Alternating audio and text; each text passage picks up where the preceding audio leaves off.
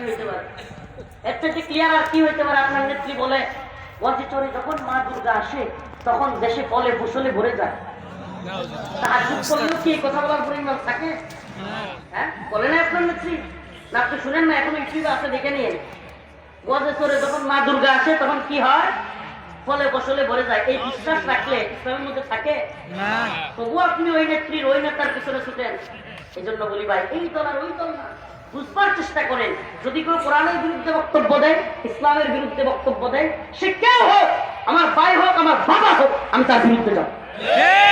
যদি আমরা অমন ইমানদার হইতে পারবো, ওই রকম ইমানওয়ালা হইতে পারবো, সেই দিন বাংলাদেশে কোরআনের শাসন প্রতিষ্ঠিত হবে। যেদিন আমরা এইভাবে বয়কট করতে পারবো যে ইসলামের বিরুদ্ধে গেলে আমি তোমার মানবো না।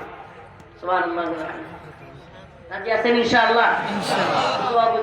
বিচ্ছিন্ন কথা বললাম, কষ্ট বললাম, ব্যাপক খারাপ লাগতেছে। কয়েকদিন যাবো তাই রাস্তাঘাটে যে পরিমাণে মারামারি, রাস্তাঘাটে ডাকাতি, চিন্তায় রাহাজানি, হঠাৎ করে ধর্ষণ হয়ে যাচ্ছে। আয় হায়, কি জবাব দেবো আমরা আল্লাহ? এই জন্য এই কথাগুলো বিচ্ছিন্ন ভাবে বললাম, কষ্টে। আপনারা একত্রিত হন। আপনাদেরকে বলি, যদি সচেতনতা থাকে আপনারা একত্রিত হন, যে আর কোন তন্ত্রমন্ত্রের জন্য ডাক নয়, আল কোরআনের জন্য আমরা ডাক দিব ইনশাআল্লাহ। ইসলামের জন্য ডাক দিব, দিন শরিয়ার জন্য ডাক দিব, সকল দল মত ভেদাভেদ বাদ দিয়ে কোরআন শাসনের জন্য এই বাংলাদেশে ইনশাআল্লাহ আমরা তৈরি আছি তো ইনশাআল্লাহ। রাজি আছি তো ইনশাআল্লাহ?